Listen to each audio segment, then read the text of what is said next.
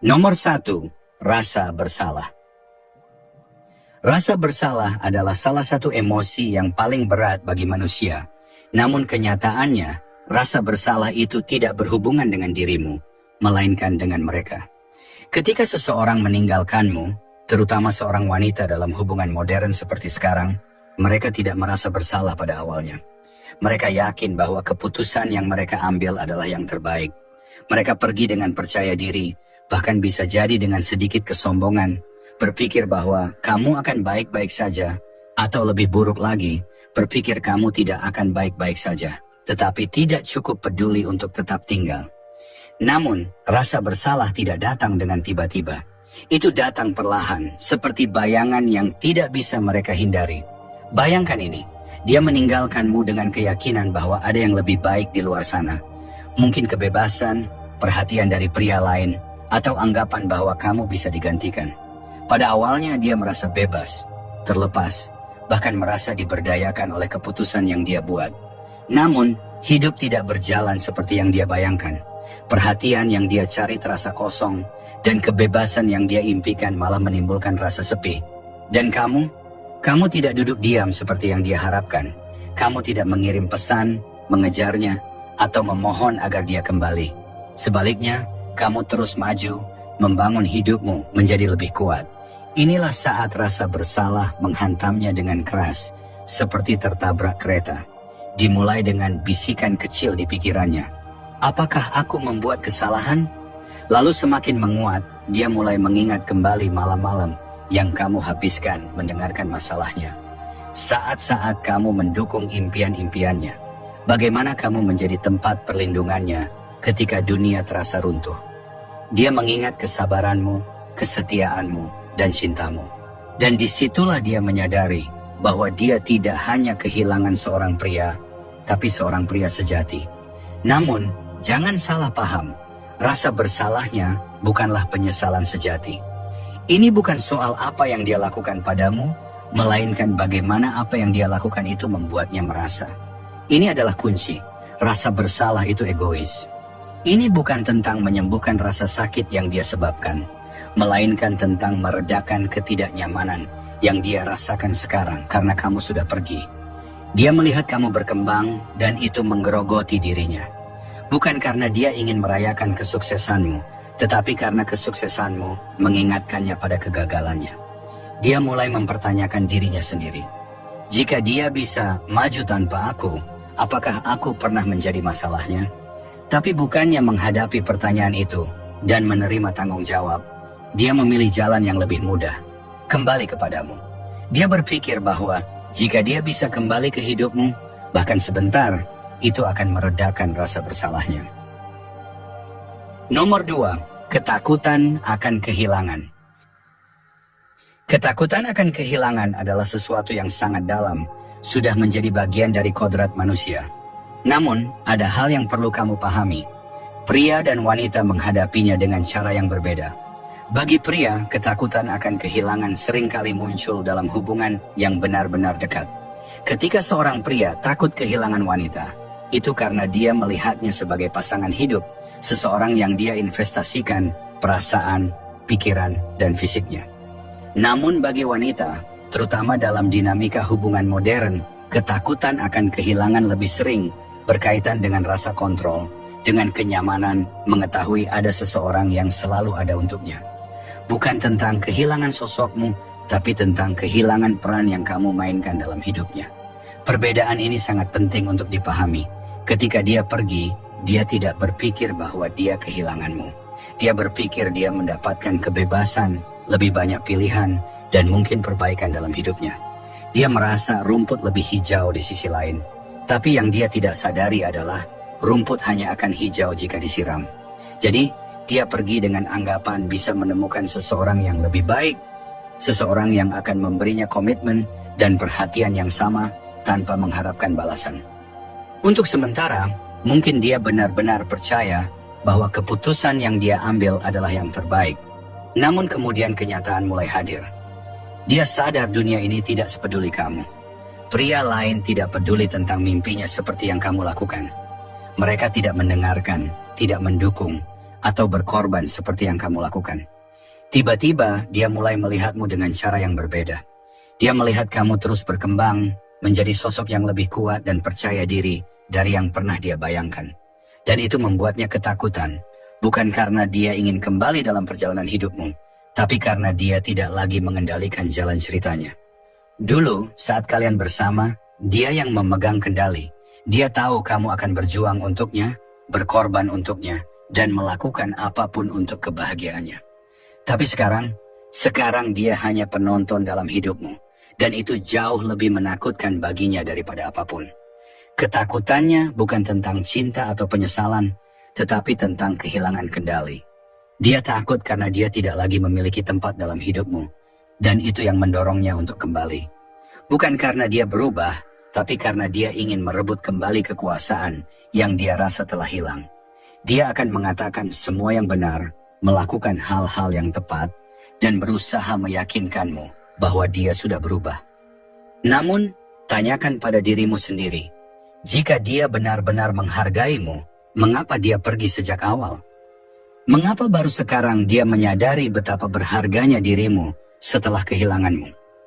Jawabannya jelas, dia tidak menyadarinya sampai semuanya terlambat, dan itu bukan salahmu, itu adalah kesalahan dia. Ketakutannya bukan tanggung jawabmu, bukan tugasmu untuk meyakinkan, memberi kenyamanan, atau memberikan validasi yang dia cari. Tugasmu adalah melindungi kedamaianmu, terus membangun hidup yang kamu layak dapatkan, dan tidak pernah membiarkan siapapun mengganggu kemajuanmu. Ketakutan adalah pendorong yang kuat, namun juga egois. Jangan biarkan ketakutannya memanipulasimu untuk memberinya kesempatan kedua. Kamu bukan pelampung penyelamatnya. Kamu bukan rencana cadangan. Kamu adalah sosok yang dia tidak hargai ketika dia memilikinya. Dan itulah kenyataan yang harus dia hadapi. Nomor 3, validasi. Validasi adalah salah satu hal yang paling menyakitkan dan mendalam, karena ia mengungkapkan kebenaran yang sangat pahit tentang sifat manusia, terutama dalam hubungan modern. Ketika dia kembali, itu bukan karena dia merindukanmu, mencintaimu, atau menyadari betapa berharganya dirimu. Tidak. Dia kembali karena dia mencari sesuatu yang jauh lebih egois. Validasi. Egosnya kelaparan, dan kamu adalah orang yang dulu memberinya makan. Setelah kamu pergi, dia merasa kosong karena tidak ada lagi yang memberitahunya bahwa dia cukup. Tapi jangan salah paham, ini bukan tentang kasih sayang. Ini tentang kebutuhan untuk merasa diinginkan, penting, dan mengendalikan. Ketika seorang wanita mencari validasi, dia tidak mencari hubungan yang sehat. Dia hanya mencari cara untuk mengisi kekosongan yang ada sejak kepergianmu. Hubungan modern penuh dengan siklus pencarian validasi yang tiada habisnya, dipicu oleh media sosial, perhatian dangkal, dan keyakinan bahwa harga diri datang dari luar. Dan dia pun tidak terkecuali. Saat bersama, kamu membuatnya merasa terlihat, dihargai, dan berarti. Kamu mendengarkannya, mendukungnya, dan memberinya energi tanpa ragu. Namun setelah dia pergi, dia berpikir bisa mengganti validasi itu dengan like, komentar, dan hubungan yang tidak bermakna.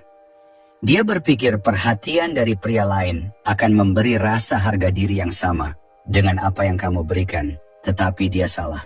Perhatian yang dia cari ternyata dangkal dan sementara, yang pada akhirnya tidak memuaskan. Pria-pria itu tidak peduli dengan mimpinya, ketakutannya, atau kekurangannya. Mereka hanya peduli dengan apa yang bisa dia berikan saat itu. Dan ketika mereka selesai, mereka pergi tanpa rasa penyesalan. Sekarang dia dihadapkan pada penyesalan yang pahit dan rasa kosong akibat pilihannya sendiri. Inilah saatnya dia mulai mengingatmu. Dia mengingat pria yang memberinya lebih dari sekadar perhatian kosong. Pria yang membuatnya merasa dia penting.